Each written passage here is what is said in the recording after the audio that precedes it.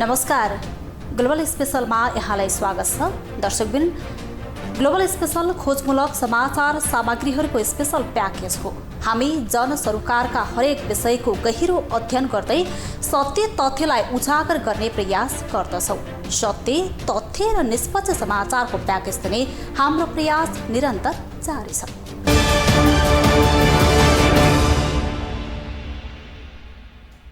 दर्शकवृन्द, रासायनिक मल अभावको विषय संसद प्रवेश गरेको छ। धानबाली लगाउने सिजनमै किसानले मल अभावको समस्या भोग्नु परिरहेको छ।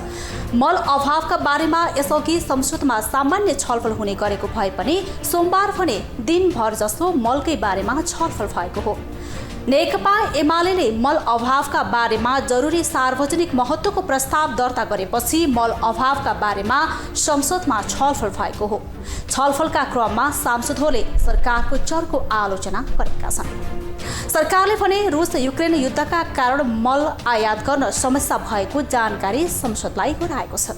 प्रमुख प्रतिपक्षी दलका सांसदहरूले मल अभाव हुनुमा अहिलेको सरकारमाथि दोष थुपरेको भए पनि सत्तारूढ दलका सांसदहरूले भने यसअघिको सरकारको समेत दोष देखाएका छन्। आजको कार्यक्रममा हामी किसानले भोग्दै आएको मल अभावसँगै संसदमा समेत भएको छलफलका बारेमा चर्चा गर्दैछौँ।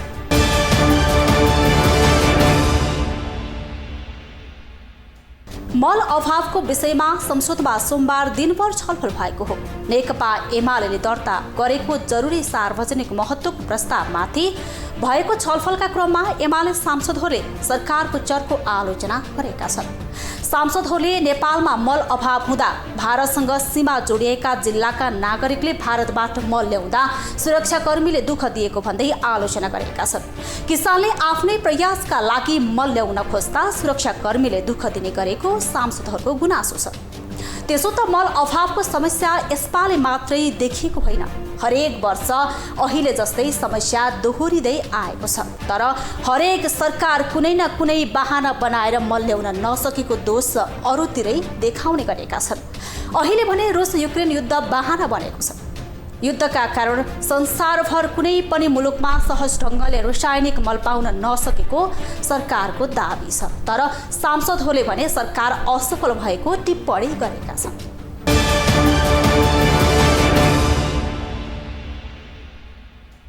सोमबारको प्रतिनिधि सभा बैठकमा संसदको कार्यसूचीलाई स्थगन गर्ने नेकपा एमालेका प्रमुख सचेतक विशाल भट्टराईले किसानले मल कहिले पाउँछन् भन्ने विषयमा सरकारको जवाफ माग गरेका थिए। किसानलाई मल उपलब्ध गराउने विषयको जरुरी सार्वजनिक महत्त्वको प्रस्ताव पेश गर्दै प्रमुख सचेतक भट्टराईले किसानले मल कहिले पाउँछन् सो विषयमा सरकारले जवाफ दिनुपर्ने बताएका थिए। उनले मलको अभावको विषयमा सरकारलाई पहिले नै जानकारी भए पनि यथोचित कदम चाल्न नसकेको आरोप लगाएका थिए। सांसद भट्टराईले मल केही दिनमा आउँछ भनेर मन्त्रीहरूले भन्ने गरेको उल्लेख गर्दै कुन दिन किसानले मल पाउने हो त्यसको जवाफ दिनुपर्ने अडान राखे। मल अभावको विषयमा बजार, संसद तथा सञ्चार माध्यमहरू बारम्बार बोलिरहेको भए पनि सरकार यसप्रति बेखबर रहेको टिप्पणी सांसद भट्टराईको छ।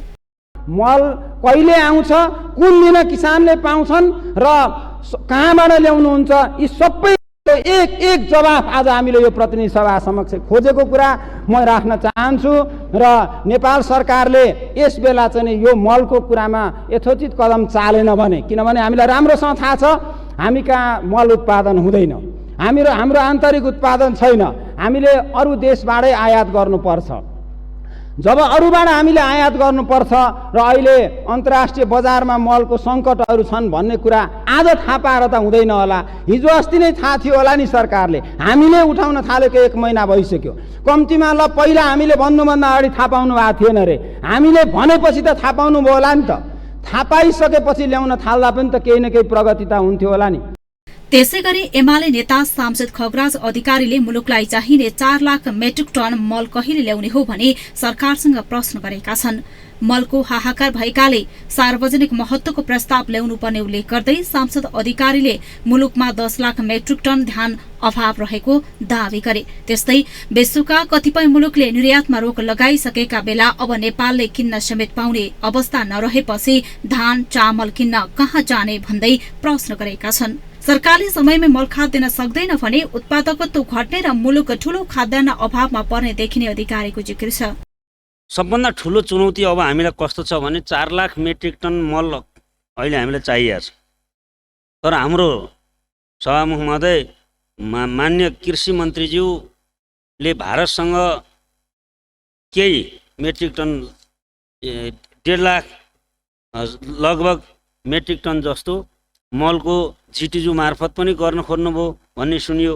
तर भारतले भन्यो हामी 60-65 हजार मेट्रिक टनभन्दा दिन सक्दैनौँ भन्छ। त्यो पनि कहाँ आयो थाहा छैन र कहिले ल्याउनुहुन्छ उहाँले, भदौ असोजतिर हो कि बाटैतिर छ कि कहाँ छ यो थाहा छैन। त्यसैले हाम्रो मुख्य आजको चासो यहाँ यो प्रस्तावको चासो के हो भने कहिले कति यो हामीलाई चाहिने 4 लाख मेट्रिक टन मल अहिले मुख्य बाली धानको लागि कहिले ल्याउनुहुन्छ त्यो कुरा चाहिएको हो। त्यसकारण यो अर्जेन्ट छ, आजै चाहियो, अहिले चाहियो। प्रस्ताव त हामी सरकारको विनियोजन शीर्षकमाथि छलफल त जारी गरेकै छौँ नि। अहिले हामीलाई मल आजै चाहियो, किसानलाई खेतमा हाल्न चाहियो, यो आवश्यकता होइन मान्य सदस्यज्यूहरू। त्यसैले सम्मान्य सभामुख महोदय यो 10 लाख मेट्रिक टन हामीलाई खाद्यान्न अभाव छ धानको भनिरहेछौँ नि। अहिले ग्लोबल सप्लाई चेनमा एउटा ठुलो चुनौती आएको छ, कसैले पनि निर्यात नगर्ने भएका छन्। अब हामी भारतबाट पनि किन्न पाउँदैनौँ धान।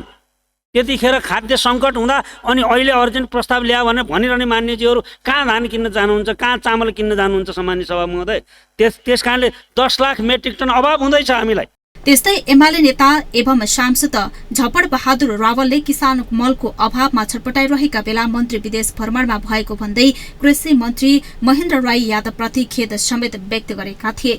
रावलले 1 वर्ष बितिसक्दा पनि कुम्भकर्णे निद्रामा रहेको भन्दै सरकारप्रति आक्रोश समेत व्यक्त गरे।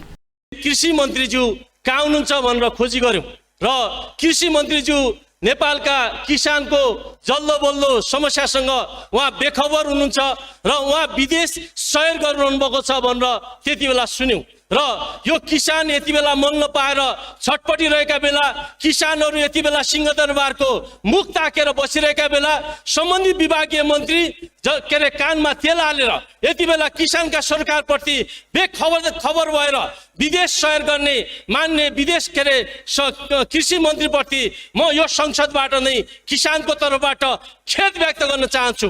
म सम्मान्य सभामुख महोदय, यति बेला हामी मुठी रोपेर असोजको महिना मुरी भित्र्याउने हामी किसानहरू, यति बेला हामी यो मुलुक कृषि प्रधान देश हो। 60% हामी कृषिमा आधारित छौँ।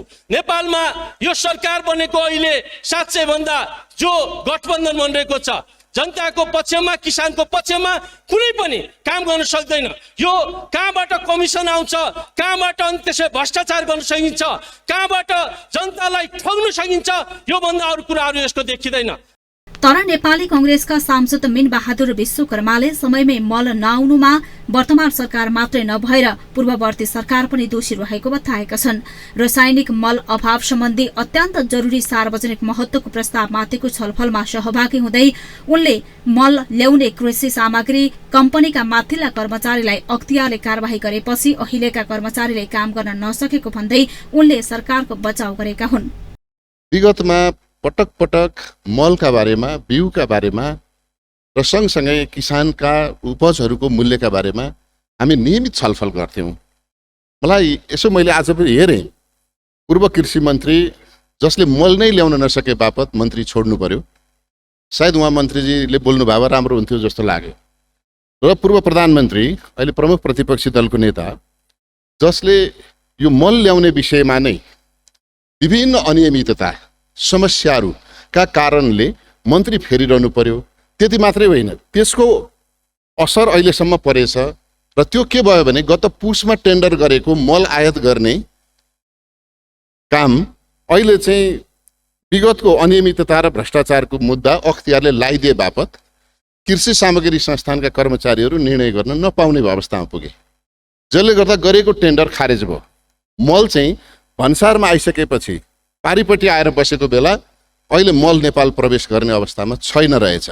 विगतमा अनियमितता नभएको भए अख्तियारले चिठी काट्दैन थियो, अख्तियारले चिठी नकाटेको भए कृषि सामग्री संस्थानले टेन्डर रोक्दैन थियो, त्यो टेन्डर नरोकेको भए सायद यति बेला आधा उधी भए पनि मल आउँथ्यो र भन्सारमा रोकेका मलहरू यहाँ आइपुग्थ्यो होला। त्यसैले यो सबै सरकार नियमित ढङ्गबाट यसमा संलग्न छन्। तर यसो भन्दै गर्दा पनि मल किसानले समयमा पाउनुपर्छ। माननीय मन्त्रीज्यूसँग यसमा स्पष्ट जवाफ माग्नका लागि म अनुरोध गर्छु। धन्यवाद।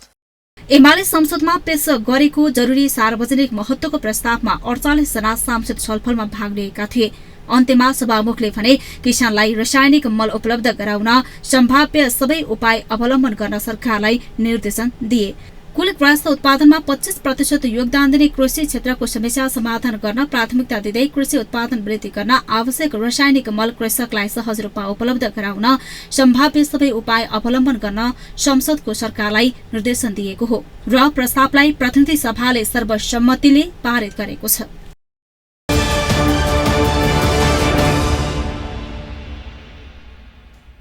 दर्शकवृन्द, संसदको आइतबारको बैठकमा समेत सांसदहरूले मल अभावका बारेमा प्रश्न उठाएपछि सभामुख अग्नि सापकोटाले मल अभावको समस्या समाधान गर्न सरकारका नाममा रुलिङ गरेका थिए।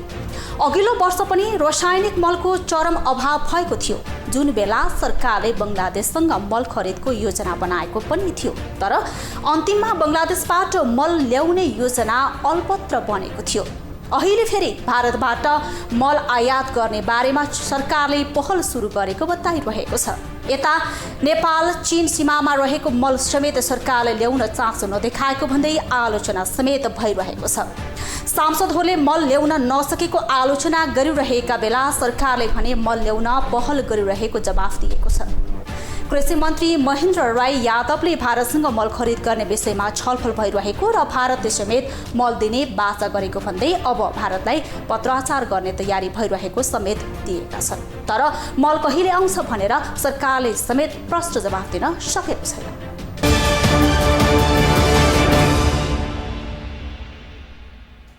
कृषि तथा पशुपक्षी विकास मन्त्री महेन्द्र राय यादवले अन्तर्राष्ट्रिय बजारमा रासायनिक मलको मूल्यमा आएको उतार चढावका कारण समयमै मल ल्याउन नसकेको बताएका छन्।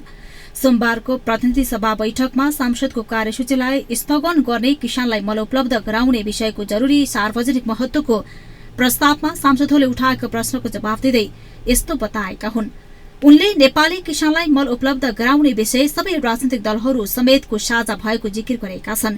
कृषि सामग्री कम्पनी लिमिटेडले 1,50,000 मेट्रिक टन र साल्ट ट्रेनिङ कम्पनीले 1,17,000 मेट्रिक टन रासायनिक मल ल्याउने प्रक्रिया शुरू गरिए पनि समयमै ल्याउन नसकेको मन्त्री यादवको भनाइ थियो।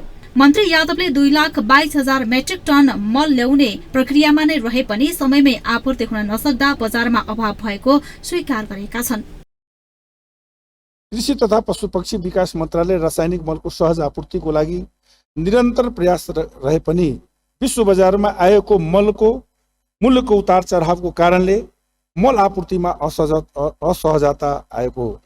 यस अवधिमा मल आपूर्तिको लागि कृषि सामग्री कम्पनी लिमिटेडले 1,05,000 मेट्रिक टन, साल ट्रेनिङ कर्पोरेसनले तर्फबाट 1,17,000 मेट्रिक टन गरी जम्मा 2,22,000 मेट्रिक टन रासायनिक मल विभिन्न आपूर्तिकर्ताहरूले सम्झौताको समय सीमाभित्र उपलब्ध नगराएकोले मल आपूर्तिमा अभाव सिर्जना भएको। समय सीमाभित्र मल उपलब्ध गराउन नसक्दा त्यस्ता आपूर्तिकर्ताहरूको ठेक्का रद्द गरी कारबाही प्रक्रिया अगाडि बढाइएको अवस्था छ। यसमा आयात भएको 1,92,000 मेट्रिक टन र गत आवाको मौजूदा रकम 44,000 मेट्रिक टन गरी जम्मा 1,97,000 मेट्रिक टन रासायनिक मल हालसम्म आयात भई वितरण भइसकेको छ। नियमित रूपमा ग्लोबल टेन्डरको अलावा नेपाल सरकारले प्रमुख पालीको सिजनमा हुने मल अभावलाई कम गर्न रासायनिक मलको सहज आपूर्ति र उपलब्ध गराउने ध्येयको साथ नेपाल सरकारले भारत सरकारसँग G2G प्रक्रिया अगाडि 5 वर्षमा 5,65,000 मेट्रिक टन युरिया उपलब्ध गराउने र युरिया 3,70,000 मेट्रिक टन DAP मल खरिद गर्ने गरी सम्झौता गरेको छ। धान बालीको सिजनमा मलको आपूर्तिलाई सहजता प्रदान गर्न यस आवाको लागि 1,50,000 मेट्रिक टन रासायनिक मल भारत सरकारबाट यसै सम्झौता अन्तर्गत खरिद गर्न प्रयास भइरहेको छ। यस सम्झौतामा अन्तर्गत खरिद प्रक्रिया अगाडि बढाउन नेपाल सरकारको तर्फबाट कृषि सामग्री कम्पनी लिमिटेड र भारतको सहकारी राष्ट्रिय केमिकल एन्ड फर्टिलाइजर लिमिटेडलाई मल खरिद प्रक्रियाको लागि तोकिएको छ र दुवै कम्पनीहरू बीच विभिन्न चरणमा वार्ता र छलफल भई खरिद सम्झौता अन्तिम चरणमा रहेको छ। त्यस्तै मन्त्री राई यादवले समयमै मल आपूर्ति नगर्ने ठेकेदारलाई ठेक्का रद्द गरी आवश्यक कार्यवाहीको प्रक्रिया समेत शुरू गरिएको बताए। मन्त्री यादवले साल्ट ट्रेनिङ कम्पनीले ल्याएको 20,000 metric ton DAP 22,000 metric ton urea असारको अन्तिम हप्तादेखि प्राप्त हुने सम्भावना रहेको दावी गरे। जीटीजीको माध्यमबाट भारतबाट मल खरिद गर्नको लागि अहिले 1.5 लाख मध्येमा 50,000 metric ton urea 30,000 metric ton DAP असारको मसान्तसम्म आउने बताए। युरिया, डीएपी र पोटास मल किसानलाई सुलभ मूल्यमा उपलब्ध गराउन सरकारले 15 अरब अनुदान दिएको र थप मल आयात गर्न 2 पटक गरी 12 अर्ब 72 करोड़ रुपैयाँको स्रोत सुनिश्चितता गरेको जानकारी दिए। साल्ट ट्रेनिङ कर्पोरेसन लिमिटेड खरिद गर्ने मध्ये 20,000 मेट्रिक टन र डीएपी प्राप्त भइसकेको छ। 22,000 मेट्रिक टन युरिया अन्तिम हप्तादेखि असारको अन्तिम हप्तादेखि प्राप्त हुने सम्भावना छ। कृषि सामग्री लिमिटेड खरिद गर्ने 30,000 मेट्रिक टन युरिया असारको दोस्रो हप्तादेखि प्राप्त सुरु हुनेछ। 20,000 मेट्रिक टन डीएपी असारको तेस्रो हप्तादेखि प्राप्त सुरु हुने सम्भावना छ। 20,000 मेट्रिक टन डीएपी असारको अन्तिम हप्तादेखि प्राप्त हुने सम्भावना छ। G2G को माध्यमबाट भारतबाट मल खरिद गर्नको लागि अहिले 1.5 लाख मध्येमा 50,000 मेट्रिक टन युरिया र 30,000 मेट्रिक टन असारको अन्तिम समयसम्म आउने सम्भावना छ। र अहिले नेपाल सरकारको मौजाद रहेको गोदाममा कृषि सामग्रीसँग अहिले 500 मेट्रिक टन युरिया खाद अहिले गोदाममा मौजुद छ। 7,000 मेट्रिक टन डीएपी गोदाममा मौजुद छ। 6,972 पोटास अहिले मौजुद छ। साल्ट ट्रेनिङसँग अहिले 6,000 मेट्रिक टन डीएपी मौजुद छ। 500 मेट्रिक टन युरिया अहिले मौजुद छ। 14,000 मेट्रिक टन अहिले यो 15 गते असारको 15 गते भित्रमा आइपुग्ने अवस्था छ। 20,000 युरिया असारको 15 गते भित्रमा साल्ट ट्रेडिङबाट ल्याउने जुन प्रतिबद्धता हामीसँग यहाँ सरकारसँग गरेको छ।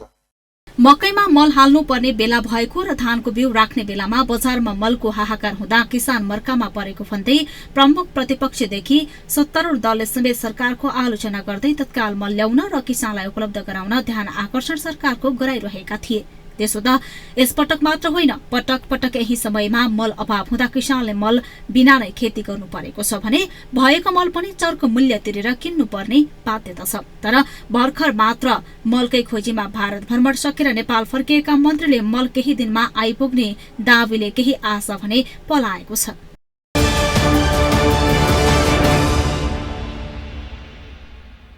दर्शकवृन्द, खेती लगाउने समयमा मल नपाउने समस्या यो वर्ष मात्रै आएको होइन, हरेक वर्ष खेती लगाउने समयमा मल अभावको समस्या देखिँदै आएको छ। यसपालि पनि दोहोरीको मात्रै हो। हरेक वर्ष हुने रासायनिक मल अभावको समस्या समाधान गर्न सरकारले आर्थिक वर्ष 2072 सालकै बजेटमा नेपालमै मल उत्पादन कारखाना खोल्ने घोषणा गरेको थियो। त्यस यता यो विषयले प्राय हरेक वर्षको बजेटमा प्राथमिकता पाइरहेको छ।